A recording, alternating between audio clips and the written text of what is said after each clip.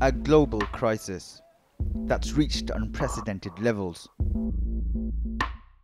We are facing the biggest refugee and displacement crisis of our time. I want it for my kids to go to school. It's a simple right, yeah? We repeat it once again. Global population movement have to be addressed.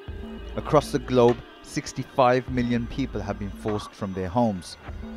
Every minute, another 24 people are displaced.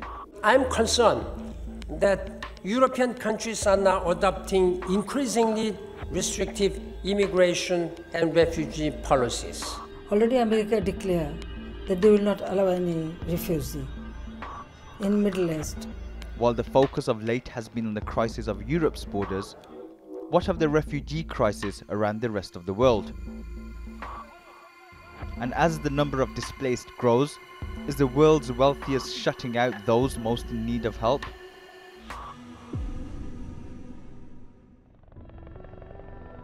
Uganda, home to the world's largest refugee camp. It has taken in 940,000 people fleeing the conflict in South Sudan. In neighbouring Kenya, the Dadaab camp is home to 240,000 refugees. Turkey hosts 2.9 million people, the largest number of refugees worldwide. At the end of 2016, Turkey, Pakistan and Lebanon hosted the most refugees. Pakistan is home to over 1.5 million displaced people, most of whom are from Afghanistan. And 1 in 6 people in Lebanon is a refugee. That's proportionally higher than any country in the world. In Europe, Germany took in the most refugees at the peak of the European migrant crisis.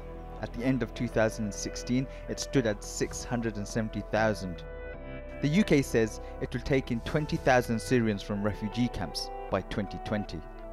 We cannot ignore this challenge or allow it to continue unmanaged. We need to do better. Last week, US President Donald Trump reduced the quota of refugees that America will take to just 45,000.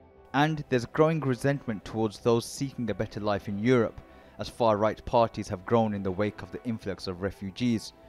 I am alarmed, again, about growing xenophobia here and beyond. Divisiveness and marginalization hurt individuals and undermine security. In recent weeks, Bangladesh has seen a massive influx of Rohingya fleeing persecution.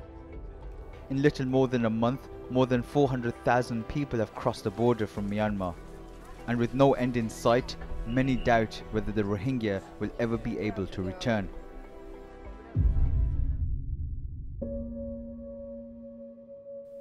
But who is responsible for those displaced by conflict and war? Are Western countries pulling up the drawbridge on the world's refugees? Sometimes those that are displaced are as a result of Western intervention. With growing instability in the world, should humanity take precedence over man-made borders?